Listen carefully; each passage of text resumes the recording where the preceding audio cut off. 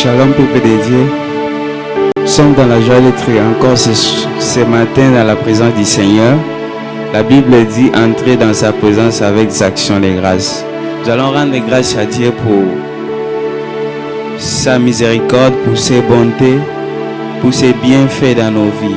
Il continue à nous garder pendant ces temps de pandémie et nous voyons l'évolution par rapport à la gestion de cette pandémie. Je crois de tout mon cœur que bientôt nous allons nous retrouver pour louer le Seigneur ensemble. Alors ce matin, nous allons remercier le Seigneur, le maître des temps et des circonstances, celui qui a permis que nous puissions nous approcher de son trône de grâce. Prions au nom de Jésus. Seigneur, nous venons te dire merci ce matin, oh Dieu. Tu viens de renouveler encore tes bontés dans nos vies.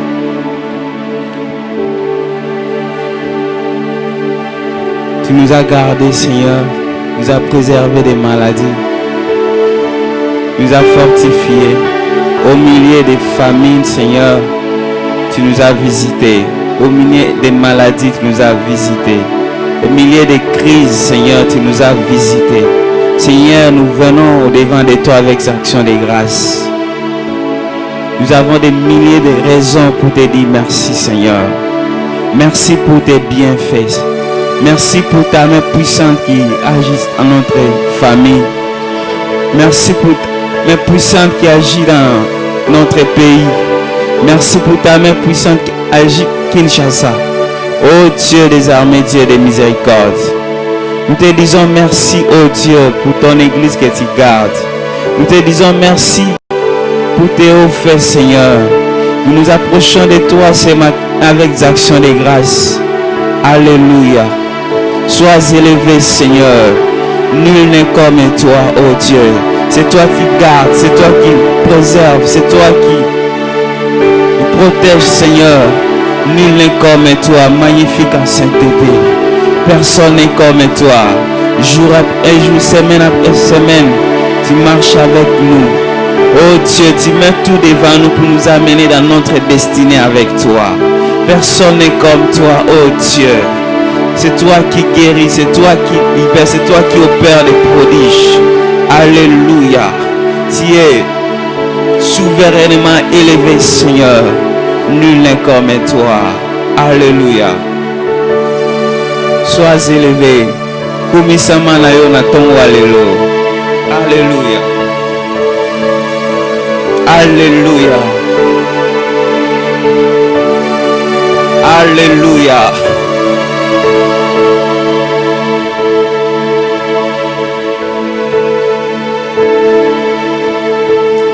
Yozali nzambe na mawa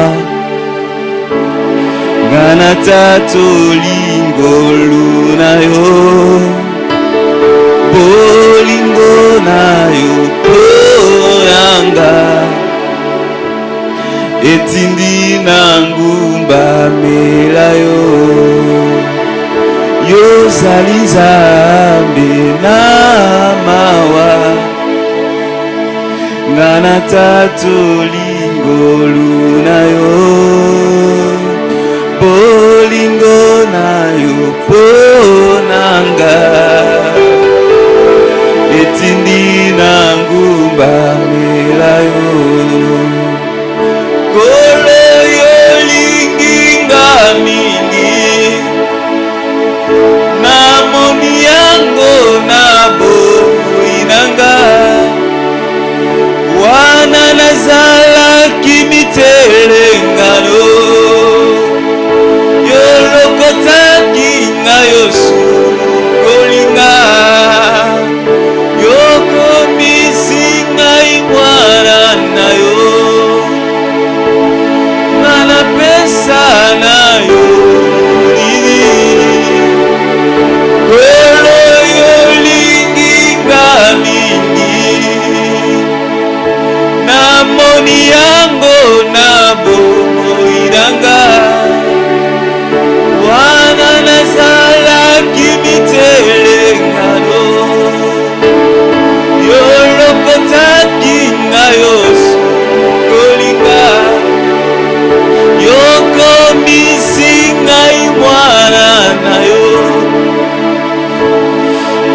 topesa na yo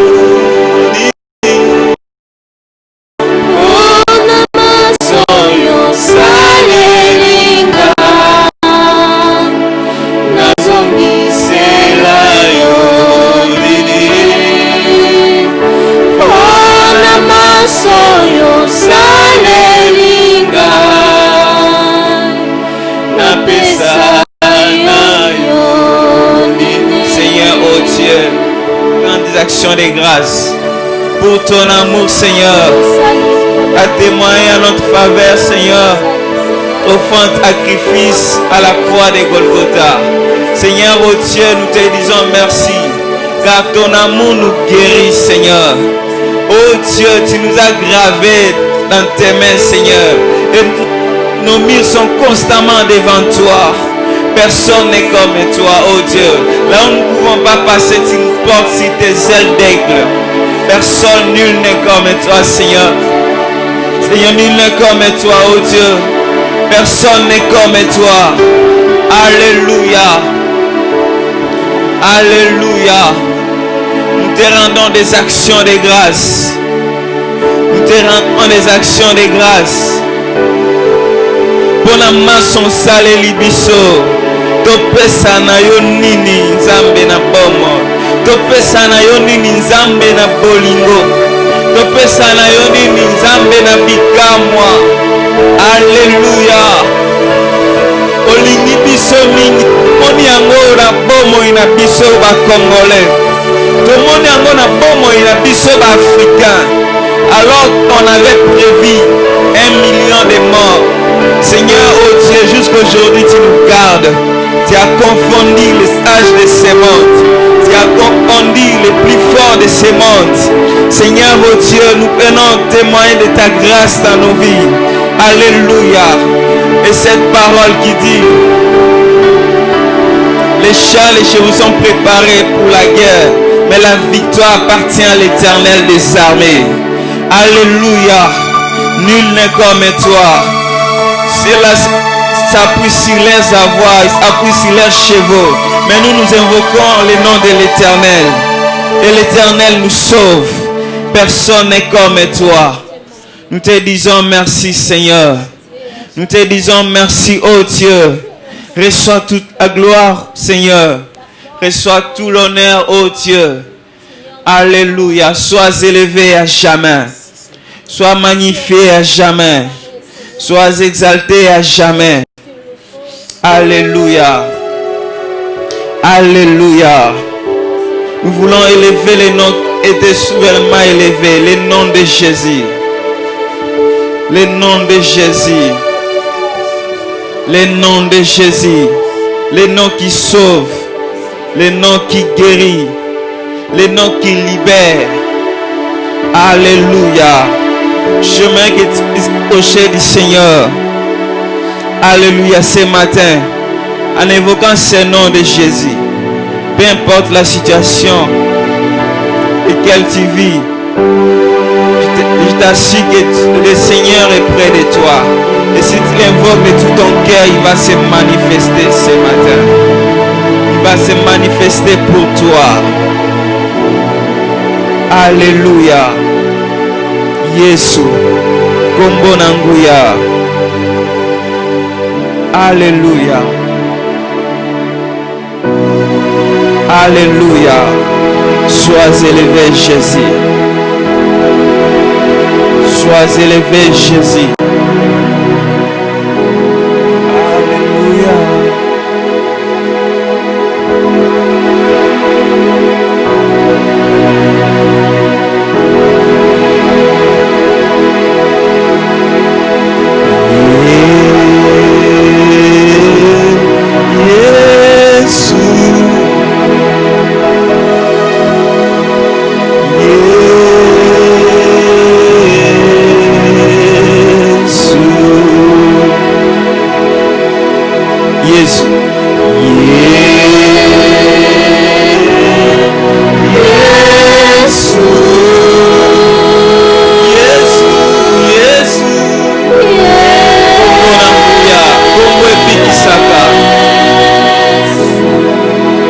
Toyembi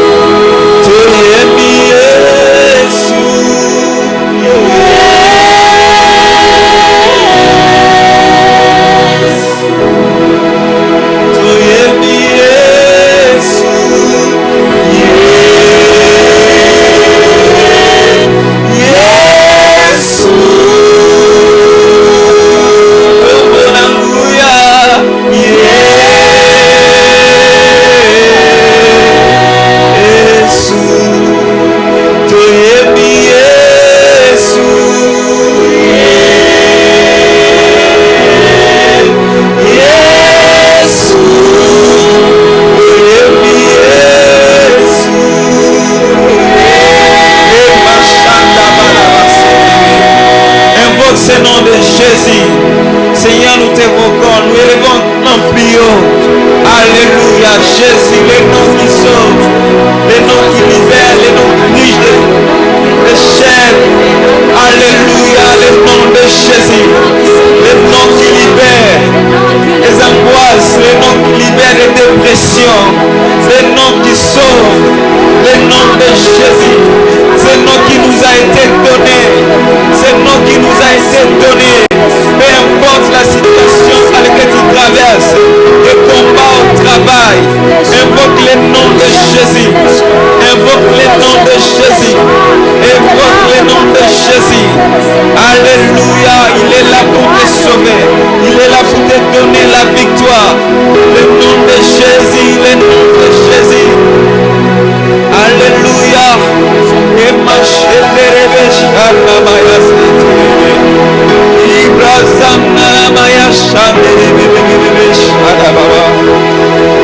Alléluia.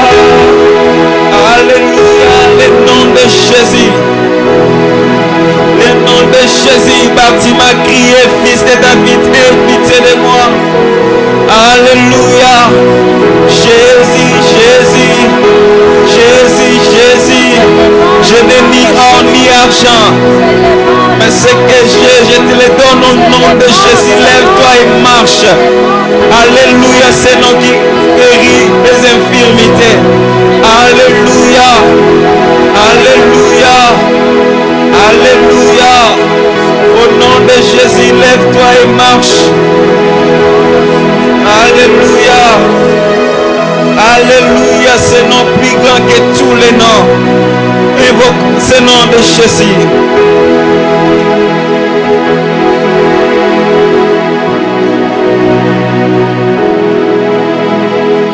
Jésus, Jésus, Jésus, Yonzabe Namuya.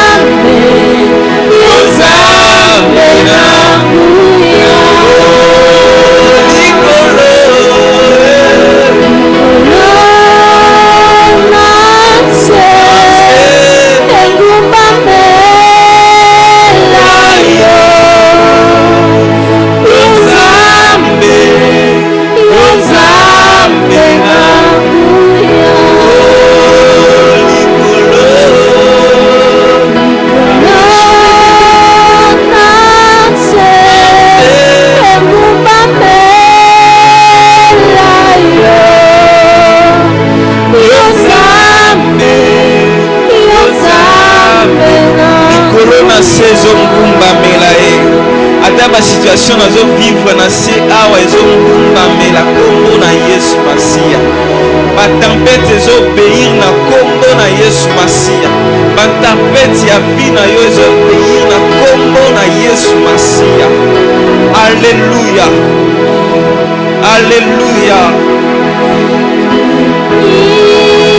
Alléluia. Innocome-toi. Tu es digne, Seigneur. Alléluia.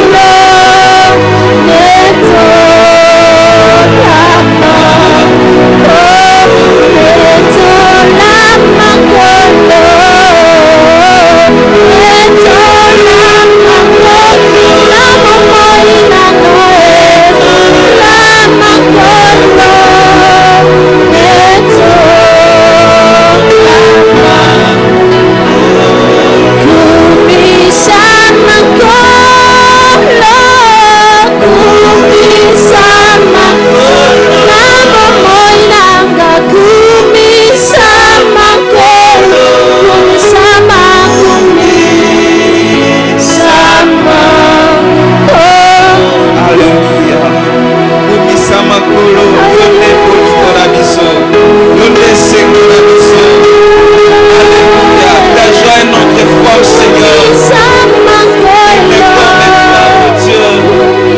Alléluia. Alléluia. Reçois l'honneur et la gloire, Seigneur. Alléluia. Te célébrons, Seigneur. Te magnifions, oh Dieu. Sans pour te louer, pour te célébrer. Alléluia. Alléluia. Alléluia. Nous te célébrons, Jésus. Nous te magnifions, Jésus. Nous t'exaltons, Seigneur. Nul n'est comme toi. Alléluia. Alléluia. Assis sur ton trône, tu règnes à jamais. Alléluia. Reçois l'honneur et la gloire. Il n'est comme toi, toi qui vis et règnes éternellement. Sengonanga, yo sengonanga, yo sengonanga,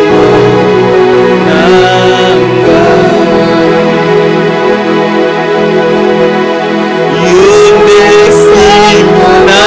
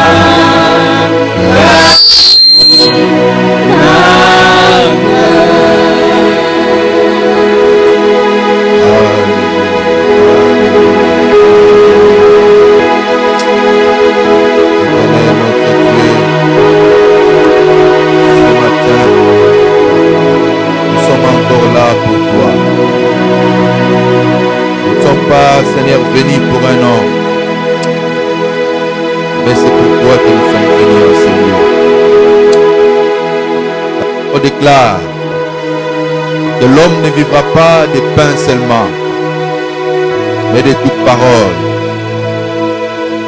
qui sort de la bouche de Dieu.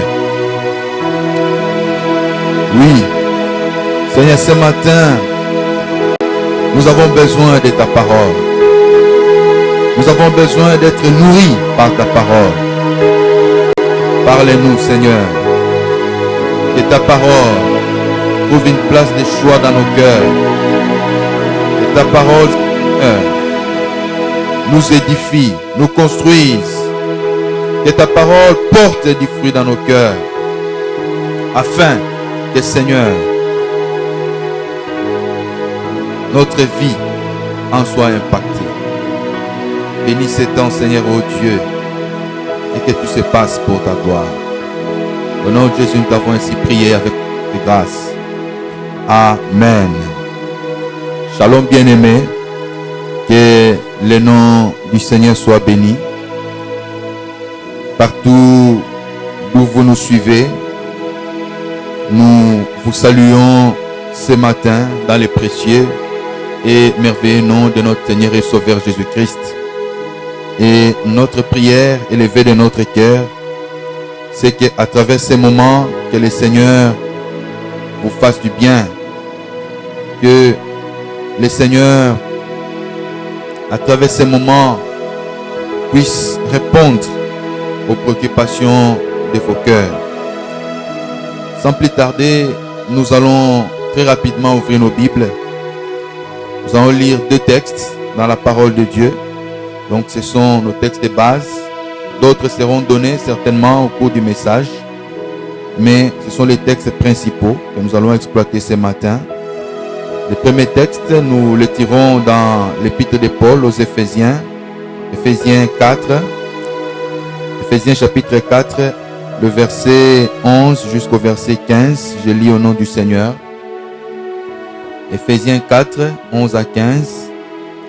Et il a donné les uns comme apôtres, les autres comme prophètes, les autres comme évangélistes, les autres comme pasteurs et docteurs, pour le perfectionnement des saints en vue de l'œuvre du ministère et de l'édification du corps de Christ, jusqu'à ce que nous soyons tous parvenus à l'unité de la foi et de la connaissance du Fils de Dieu, à l'état d'homme fait, à la mesure de la stature parfaite de Christ, afin que nous ne soyons plus des enfants, flottant et emportés à tout vent de doctrine, par la tromperie des hommes, par les ruses, dans les moyens de séduction, mais que professant la vérité dans la charité, nous croissions à tous égards en celui qui est le chef, Christ.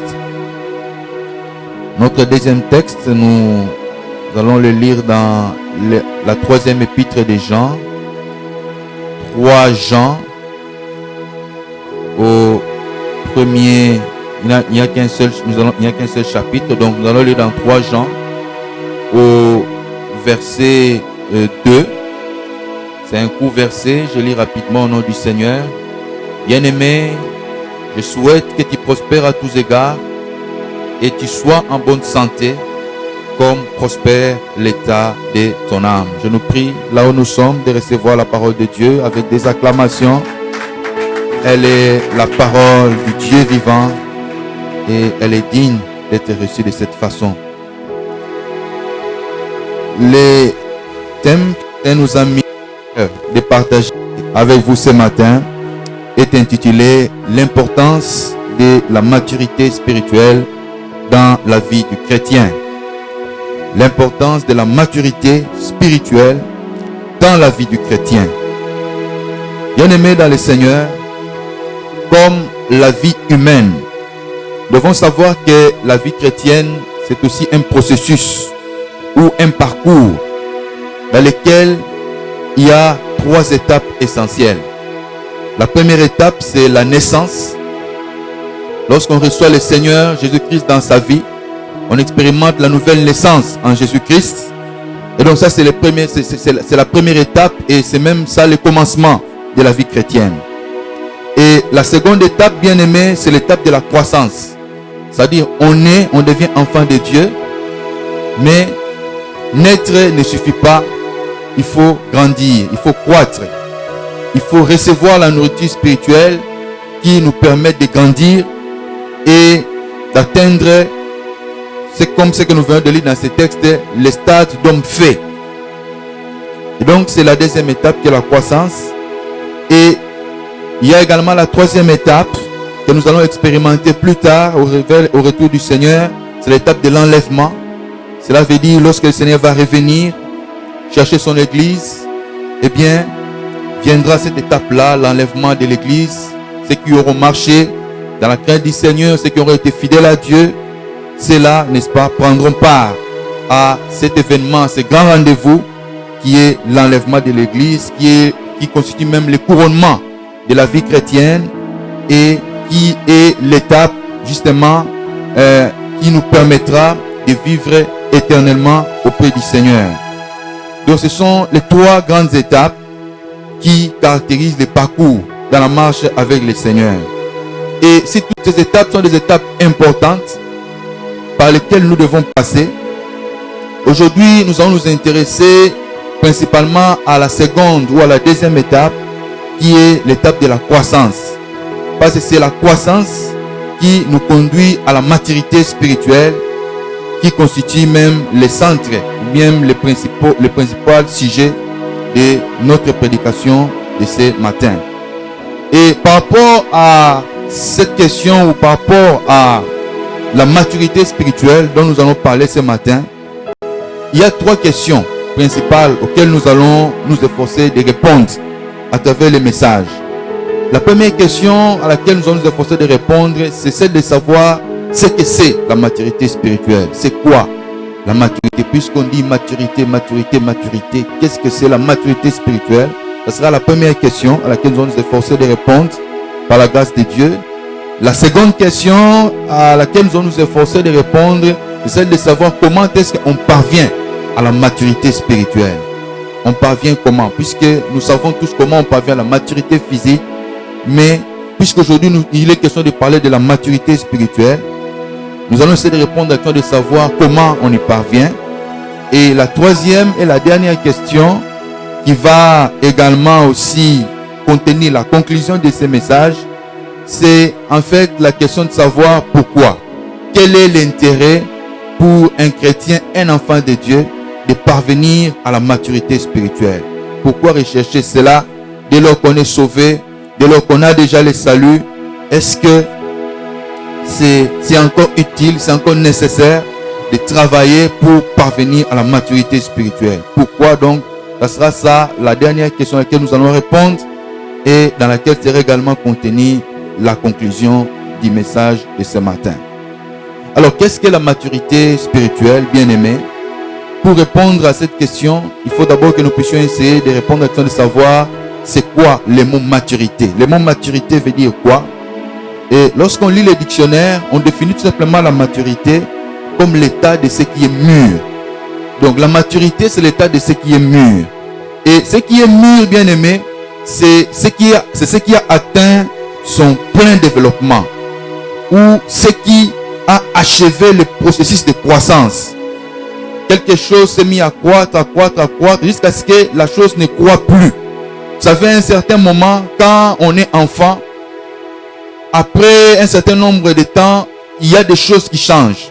L'enfant qui mesurait peut-être quelques centimètres, quelques mois après, si vous le mesurez, vous allez voir que il ne va pas avoir le même nombre de centimètres. Il va gagner en centimètres. Il y a des choses qui vont changer dans son apparence.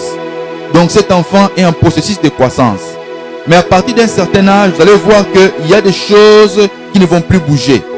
Parce que le processus s'est pratiquement achevé. Et donc, lorsqu'on parle de maturité, donc on parle de ce qui est mûr, ou ce qui a atteint son plein développement, ou ce qui a achevé le processus de croissance. Et lorsqu'il s'agit des humains, on parle de maturité lorsque on a affaire à une personne adulte. On dit cette personne-là a la maturité déjà, cette personne-là a la capacité de comprendre un certain nombre de choses. Donc, on fait allusion à une personne adulte, à une personne qui est capable de se débrouiller seule, à une personne qui est capable de faire un certain nombre de choses par elle-même. Et une personne de ce genre, on dira que cette personne est mûre ou que cette personne est mature. Et s'agissant, bien aimé, de la maturité spirituelle, la maturité spirituelle, bien aimé, s'applique où, lorsqu'on parle de maturité spirituelle, on fait tout simplement allusion à une personne qui est mûre sur le plan spirituel, ou à une personne qui, comme nous l'avons lu dans les textes d'Éphésiens, qui a atteint le statut d'homme fait sur le plan spirituel. C'est une personne qui est considérée comme un adulte sur le plan spirituel, qui a la capacité de faire certaines choses. C'est une personne à qui on ne peut plus expliquer certaines choses parce qu'il a déjà compris et il peut le faire lui-même de façon spontanée. Je vois ça souvent avec les enfants. Lorsqu'on les envoie à l'école pour la première fois, ils refusent parce qu'ils ne comprennent pas encore pourquoi ils doivent aller. Ils ont tendance à s'attacher aux parents. Mais avec le temps, plus ils grandissent, plus ils comprennent pourquoi ils doivent aller, plus ils comprennent l'intérêt de ce qu'ils sont en train de faire, ça devient spontané, ça devient automatique. C'est parce qu'à un moment donné, ils ont compris et on n'a plus besoin de les pousser, de les bousculer pour qu'ils puissent le faire. Donc une personne qui a la maturité spirituelle, c'est une personne qui a atteint le statut d'homme fait. C'est une personne qu'on peut considérer comme une personne adulte sur le plan spirituel, donc qui a la capacité de comprendre des choses, qui a la capacité de faire un certain nombre de choses par elle-même.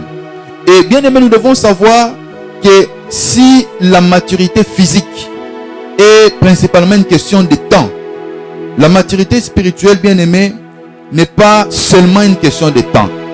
La maturité spirituelle, c'est une question de temps, mais c'est aussi une question de travail.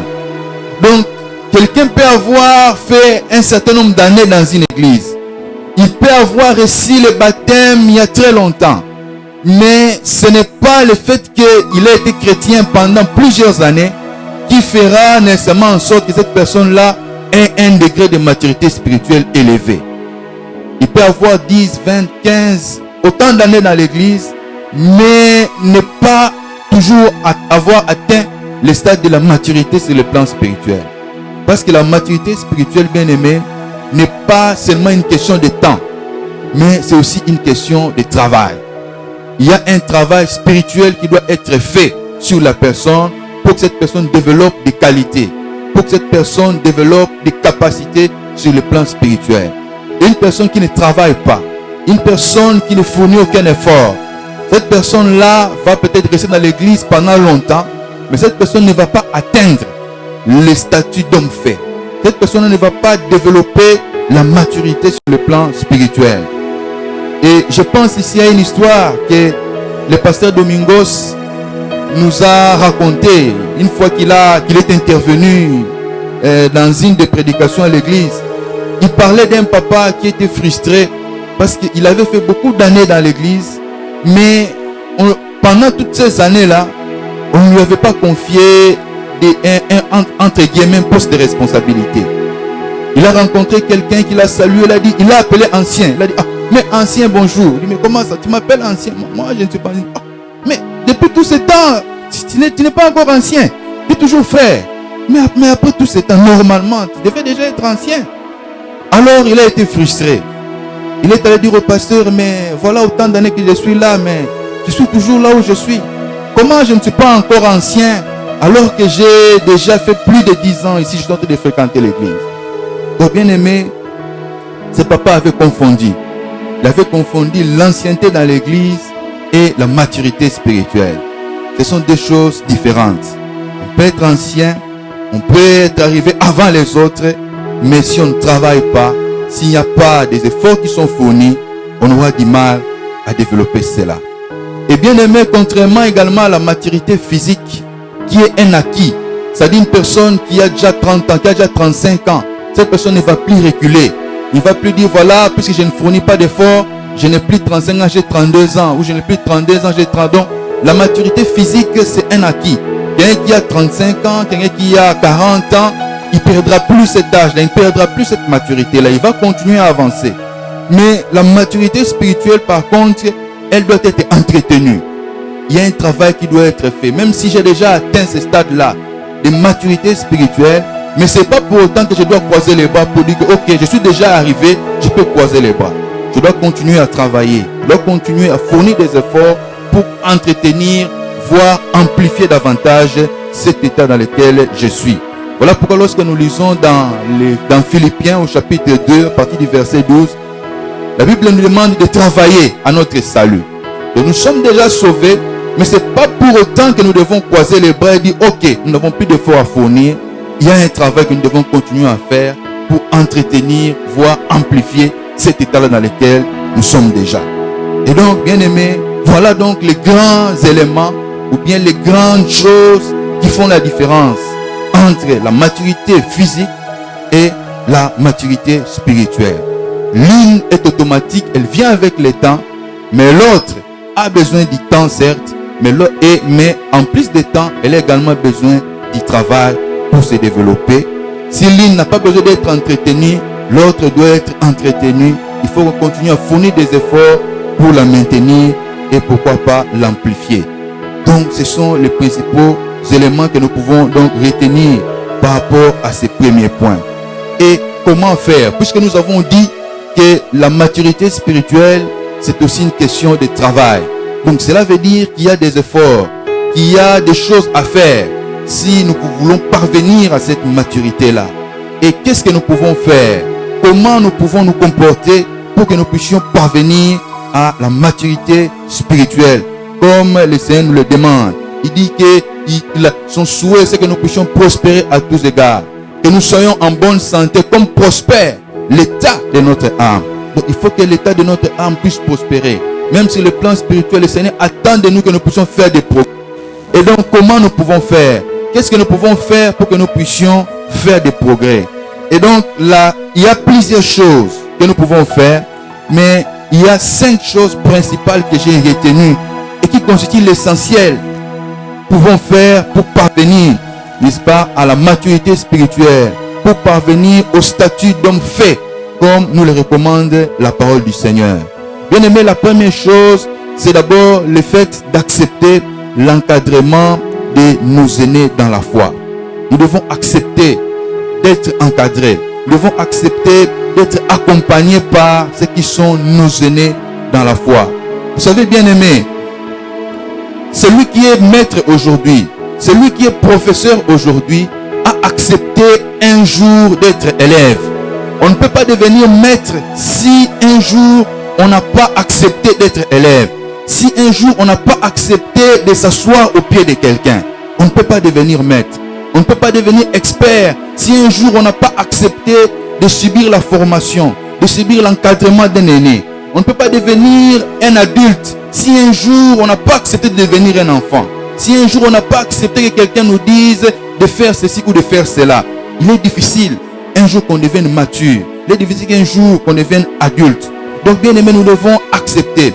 Si nous voulons parvenir à la maturité spirituelle, accepter de nous faire encadrer par les aînés, par des personnes qui ont plus d'expérience que nous, par des personnes qui connaissent plus que nous, qui nous encadrent, qui nous disent ce que nous devons faire pendant un temps pour que nous aussi, nous puissions comprendre et parvenir à la maturité spirituelle. Et bien aimé, cela demande de l'humilité. Nous devons être humbles pour que nous puissions accepter d'être encadrés et de nous laisser guider par les autres. Je connais un ami, un confrère qui avait commencé dans un cabinet. Vous savez, nous quand nous commençons, on commence par être stagiaire parce que tout s'apprend dans la vie. Tu as fini l'université, mais l'université ne t'a pas appris un travail. On t'a appris des théories.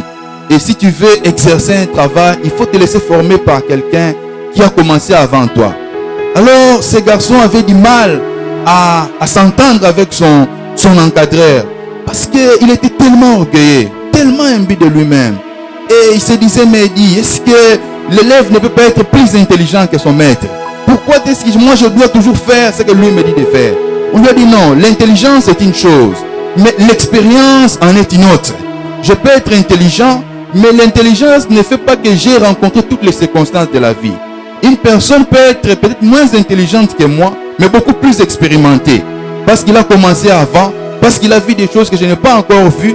Et donc, même si je peux avoir un quotient intellectuel plus élevé que cette personne, mais cela ne va pas remplacer l'expérience. Cela ne va pas remplacer les événements que cette personne-là a connus. Et donc, j'ai besoin de me laisser guider par celui qui est venu avant moi. Et donc, bien aimé, c'est très important. Aujourd'hui, il y a beaucoup de problèmes dans l'église parce que les gens ne veulent pas attendre les bons moments. Dieu l'utilise, il sent qu'il y a la grâce de Dieu sur lui. Il ne se laisse pas former. Directement, il se lance. Et il y a beaucoup de dégâts.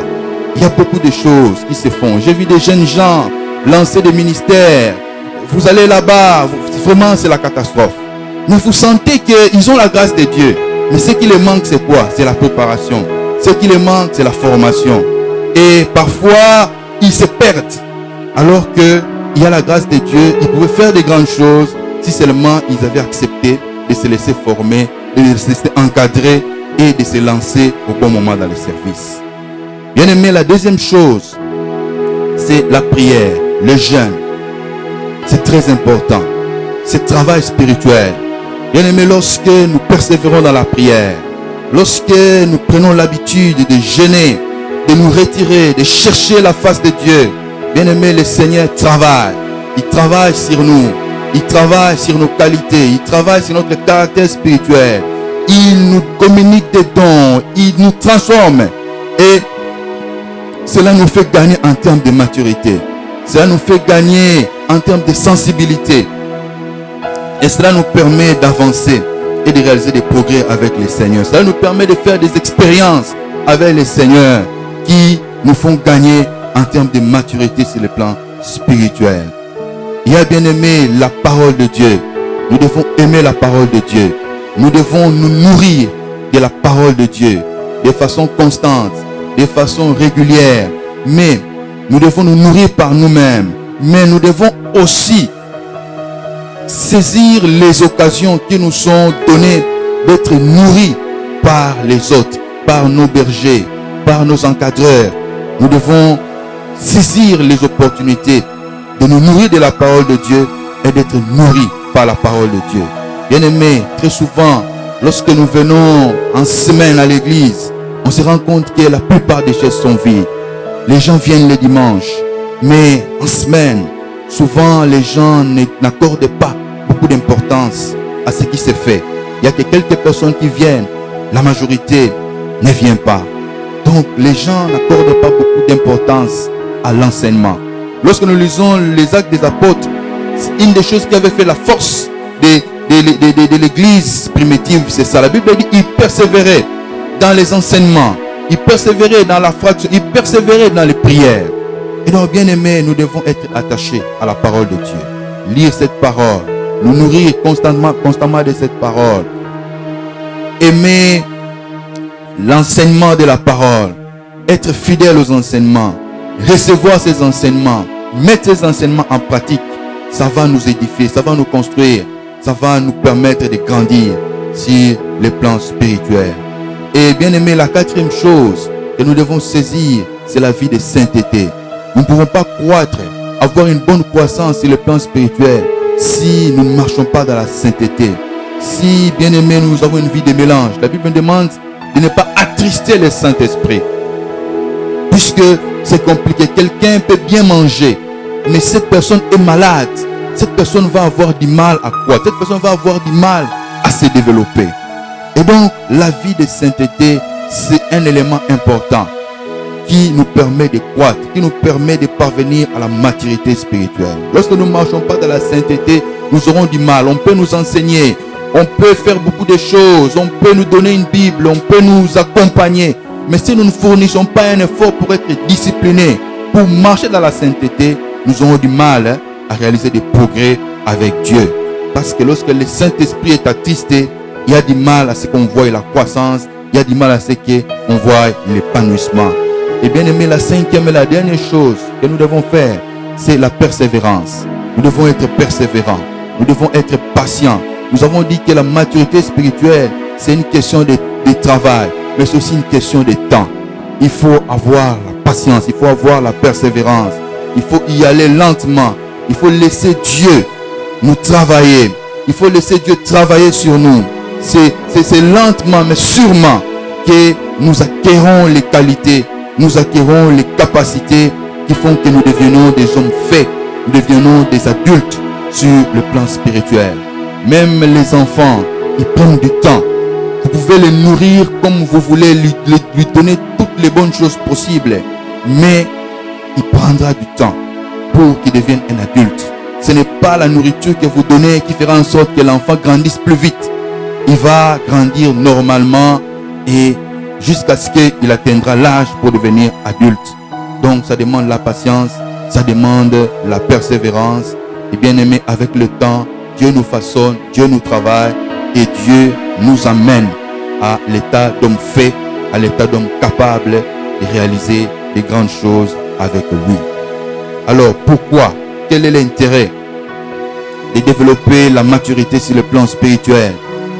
Pourquoi devons-nous le faire? Puisque, comme j'avais dit, nous sommes déjà sauvés. Nous avons reçu le Seigneur. Nous venons à l'église. Mais pourquoi nous devons fournir encore des efforts? Pourquoi nous devons travailler pour développer la maturité sur le plan spirituel? Bien aimé, il y a beaucoup de raisons. Si le temps pouvait nous permettre, on pouvait les examiner toutes. Mais puisque nous devons gérer aussi le temps, nous allons nous focaliser sur 3 principales raisons qui doivent faire en sorte que toi et moi, nous puissions, si pas parvenir à la maturité spirituelle, mais amplifier et entretenir un bon niveau de maturité sur le plan spirituel. Bien aimé, la première raison, c'est que la maturité spirituelle nous donne une grande stabilité dans la foi. Ça nous donne une stabilité. Lorsque nous lisons notre texte de base au verset 14, la Bible dit, afin que nous ne soyons plus des enfants, flottant et emportés à tout vent de doctrine, par la tromperie des hommes, par les ruses dans les moyens de séduction. Donc, ce qui caractérise un enfant spirituel, c'est le manque de stabilité. La Bible dit, les enfants sont ballottés à tout vent de doctrine. Ils flottent à tout vent de doctrine. Aujourd'hui, on lui enseigne ceci, il croit. Demain, on va venir lui enseigner autre chose, il croit. Et ainsi de suite. Vous allez voir des gens qui sont instables dans la foi. Aujourd'hui, il est dans telle église. Demain, il est dans telle autre. Demain, il dit non, non, non, j'ai senti qu'il y a aussi un plus que je dois ajouter là-bas. Et ainsi de suite. Une personne, une demoiselle qui m'avait dit, j'ai demandé, tu pries où? Il dit, je prie à telle église, mais j'ai plusieurs pasteurs. Donc, elle a plusieurs pasteurs. Aujourd'hui, elle mange ici. Demain, elle mange cela. Le lendemain, elle mange cela. Mais comment voulez-vous qu'une telle personne soit en bonne santé sur le plan spirituel? Donc, c'est une personne ballottée à tout vent de doctrine. Et donc, bien aimé, la maturité spirituelle nous donne la stabilité. Nous ne faisons plus des choses seulement pour faire, mais nous faisons des choses parce que nous avons compris pourquoi nous devons les faire. Et lorsque nous avons compris pourquoi nous devons les faire, nous faisons bien les choses. On ne peut pas venir nous tromper facilement. Nous avons le discernement. Même si on nous enseigne, nous pouvons savoir faire la distinction entre les bons et les mauvais, entre ce qu'il faut retenir et ce qu'il faut rejeter. Parce que nous avons un certain niveau de maturité qui nous permet de comprendre, qui nous permet de séparer le vrai du faux. Et donc, bien aimé, c'est ça la première chose. Ça va nous donner la stabilité. Ça va nous donner la capacité de pouvoir démasquer les riches de l'ennemi. Ça va nous donner la capacité de pouvoir échapper à la séduction. Vous savez, bien aimé, aujourd'hui, le diable utilise beaucoup la séduction. Il y a beaucoup de doctrines pernicieuses qui sont enseignées au moyen de la Bible. Quelqu'un qui ne prend pas un livre des démons, il ne prend pas un livre des occultistes, mais il prend la Bible. Et avec la Bible, il vous enseigne la haine. Avec la Bible, il vous enseigne l'avarice. Comment ne pas donner aux autres. On invente des pseudo-doctrines, des servitudes, des pseudo-doctrines, c'est pas moi, des tas d'âmes. On invente toutes ces choses-là. Et on se base sur la Bible. On se base sur la Bible. Et conséquence, les gens se sont séparés. Les familles se sont séparées. Vous allez voir un enfant qui ne va pas assister aux obsèques de ses parents. Non, parce que il y a ceci, parce qu'il y a cela. Je suis affranchi, etc. Toutes ces doctrines-là ne sont pas prêchées avec des livres des démons. C'est avec la Bible. C'est avec la Bible. Si tu n'es pas ton père, tu n'es pas ta mère, tu n'es pas digne de moi. Les gens récupèrent ces choses. Ils les enseignent à leur manière. Et puisqu'ils ont affaire à des personnes qui ne sont pas matures, à des personnes qui ne savent pas discerner le vrai du faux, ces gens reçoivent tout. Ils appliquent tout à la lettre. Et la conséquence, ce sont les dégâts. Ce sont les dégâts, bien-aimés. Voilà pourquoi, si tu veux être stable dans la foi, tu ne veux pas tomber dans les ruses, tomber dans les tromperies, échapper à la séduction, bien-aimé, tu as besoin de développer la maturité sur le plan spirituel. Tu as besoin de cela. Tu dois développer cela. Ça va te préserver. ça va t'épargner. Tu ne vas pas tomber dans la séduction démoniaque, la séduction satanique. Bien aimé, la deuxième raison, c'est que la maturité spirituelle nous permet d'être utile. Utile pour Dieu, mais utile aussi pour les autres. Vous savez, un enfant reçoit. Il reçoit tout, mais il ne donne pas. Pas parce qu'il ne veut pas donner, mais parce qu'il n'a pas la capacité de donner. À son âge, à son niveau, il ne peut que recevoir. Mais un adulte, lui, a la capacité de recevoir, mais il a aussi la capacité de donner. Parce qu'on a investi en lui, et donc il peut donner. Il peut être utile. Il peut rendre service. Il peut être une bénédiction pour les autres. Il peut travailler. Il peut faire en sorte que les choses puissent avancer. Une personne qui a atteint la maturité sur le plan spirituel, il ne va pas attendre qu'on le pousse pour qu'il soutienne l'église. Il ne va pas attendre qu'on lui dise que non, il y a ceci, il y a cela qu'il faut faire. Non, c'est une personne qui a des automatismes. Il peut comprendre que non, il y a tel problème, il y a tel besoin, il y a telle difficulté. Et agir de façon spontanée pour que l'église puisse avancer. Comme c'est le cas de Barnabas dont on nous parle dans la parole de Dieu. La Bible dit cet homme, c'était un homme qui apportait. Il prend Paul, il l'amène pour dire voilà, je vois qu'il y a des qualités dans ses frères. Il faut l'utiliser, il faut travailler avec lui. Il vend son champ, il amène l'argent aux apôtres pour leur permettre de faire avancer le travail.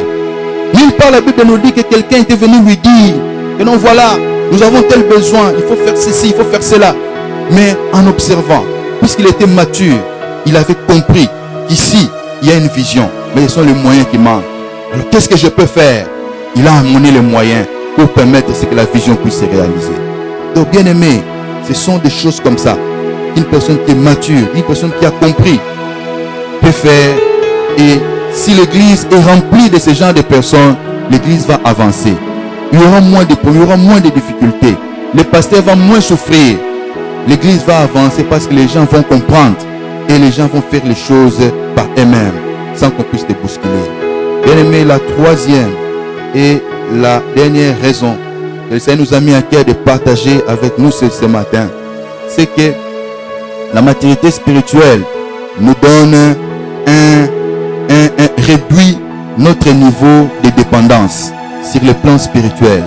Ça réduit. Vous savez, sur le plan spirituel, on ne sera jamais totalement indépendant. C'est pas pour rien que Dieu a établi des pasteurs, il a établi des prophètes, il a établi des apôtres. C'est parce qu'il sait que l'indépendance totale, on ne l'aura jamais. On aura toujours besoin des gens pour nous aider, pour nous assister, pour nous accompagner. C'est comme ça que Dieu a voulu que les choses se fassent. Mais lorsque nous sommes matures sur le plan spirituel, cette dépendance est réduite. Ça dit que nous avons la capacité de faire aussi certaines choses par nous-mêmes. Ce qui fait la différence entre un enfant et un adulte, c'est ça. C'est le niveau de dépendance. L'enfant est dépendant pour tout. S'il veut se laver, on doit le laver. S'il veut s'habiller, on doit l'habiller. S'il veut manger, on doit le nourrir. L'enfant dépend en tout. Mais un adulte, n'est-ce pas, a une certaine marge d'indépendance. Il y a un certain nombre de choses qu'il peut faire par lui-même. Parce qu'il a certaines capacités. Parce qu'il peut se débrouiller. Parce qu'il peut faire des choses par lui-même. Et lorsque nous sommes matures sur le plan spirituel, notre niveau de dépendance est réduit. Nous avons la capacité de faire des choses par nous-mêmes. Si ce n'est pas possible qu'on soit assisté par les frères, par les pasteurs, nous serons en mesure de faire des choses par nous-mêmes. Vous savez, bien aimé dans le Seigneur, nous sommes en train de nous réjouir parce que la mesure d'état d'urgence a été levée. Depuis le mois de mars, le pays était en état d'urgence. Suite à cette situation de coronavirus, les cultes étaient suspendus et tout. Depuis un certain temps, je pense d'ici déjà le mois de juillet, cette situation a été levée. Et nous nous réjouissons de cela. C'est une bonne chose. Nous disons merci à Dieu pour cela. Beaucoup de gens prédisaient l'apocalypse. Beaucoup de gens prédisaient les pics. On disait les pics, les pics, les pics. On a attendu les pics n'est jamais arrivé. Nous disons merci au Seigneur pour cela. Bien aimés, nous nous réjouissons. On a levé cette mesure. Et je crois déjà peut-être dès la semaine prochaine, les cultes vont reprendre. Mais tout en nous réjouissant de cette mesure, de lever de l'état d'urgence, bien aimé, je pense qu'au-delà de cela, nous devons tirer des leçons. Nous devons tirer des leçons de cette situation inédite qui s'est produite dans notre pays et dans le monde pour nous permettre de mieux nous comporter, pour nous permettre de mieux y faire face par rapport à l'avenir. Parce que qui pouvait penser que cela pouvait arriver un jour? Personne. On n'y était pas préparé. Personne ne pouvait penser qu'une telle situation pouvait arriver à travers le monde et paralyser les activités un peu partout à travers le monde. Personne ne pouvait y penser. Mais c'est arrivé. Le Seigneur nous a fait grâce. Nous sommes en train petit à petit de dépasser cette situation. Mais au-delà du fait que nous puissions nous réjouir, bien aimés, il importe que nous puissions tirer des leçons de cette situation. Et une des leçons que nous pouvons tirer, bien aimés, par rapport à cette situation que nous avons traversée, c'est que notre foi, notre vie chrétienne doit avant tout être basée sur une relation personnelle avec le Seigneur. Notre vie chrétienne doit avant tout être basée sur une relation personnelle avec le Seigneur. C'est-à-dire pour prier, je ne dois pas forcément attendre qu'il y ait un programme de prière à l'église. Je ne dois pas forcément attendre qu'on programme quelque chose. Mais la prière doit être une vie. Je suis enfant de Dieu. Je dois comprendre que c'est un besoin. Comme je mange tous les jours, comme je fais tout ce que je fais tous les jours, la prière fait partie aussi des besoins. Et même si on ne me dit pas de prier, même s'il n'y a personne derrière moi, même s'il n'y a pas un programme, je dois prier. Je dois me nourrir de la parole de Dieu. Je dois entretenir ma relation avec Dieu. Et donc, notre vie chrétienne doit se baser d'abord sur ça. C'est une relation personnelle avec le Seigneur. Chacun doit essayer de développer, ou chacun doit travailler à développer sa relation personnelle avec le Seigneur. Ça ne doit pas dépendre forcément d'un culte. Ça ne doit pas dépendre forcément de telle ou de telle autre activité. Mais c'est d'abord moi avec le Seigneur. Nous devons fournir un effort de développer cela. Bien aimé, une autre leçon que nous devons tirer, c'est que nous devons parvenir à la maturité spirituelle. Nous devons parvenir, ou du moins, nous devons entretenir un bon niveau de maturité spirituelle. Nous devons fournir cet effort-là.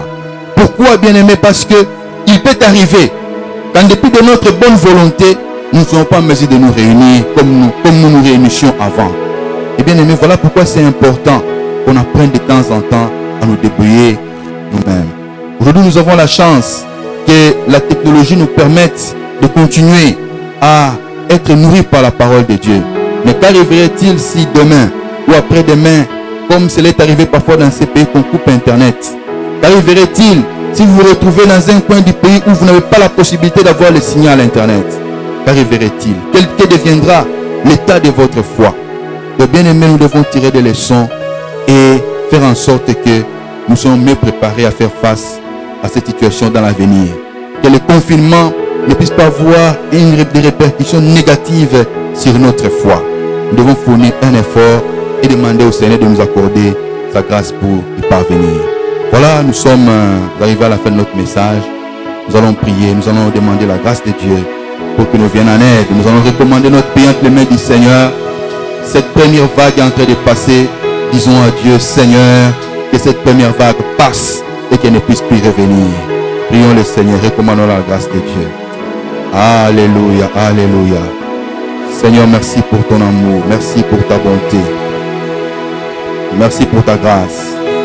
Oui, Seigneur, tu nous as enseigné à travers ces moments que, Seigneur, notre foi doit être bâtie sur une relation personnelle avec toi. Seigneur, aide mon frère, aide ma soeur à développer cela. Aide mon frère, aide ma soeur à parvenir à la maturité.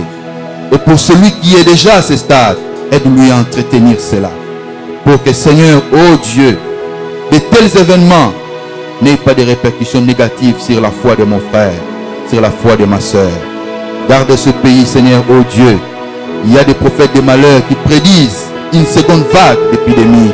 Seigneur, nous te prions pour que, comme cette première vague est passée, qu'elle passe et que, Seigneur, elle ne puisse plus revenir. Que notre pays, Seigneur, soit gardé par toi et que, ô Dieu de grâce, nous puissions dire, Ebenezer, jusqu'ici, tu nous as secourus. Nous te le demandons dans le précieux et merveilleux nom de notre Seigneur et Sauveur Jésus-Christ, avec action de grâce. Amen.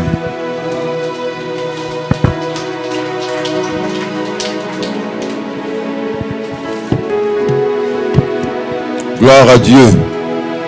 Merci Maître pour le message et merci à vous tous qui avez suivi. Nous sommes heureux pourvu que nous mettions ces choses en pratique. Avant de finir notre culte, nous avons un sujet d'action de grâce ici.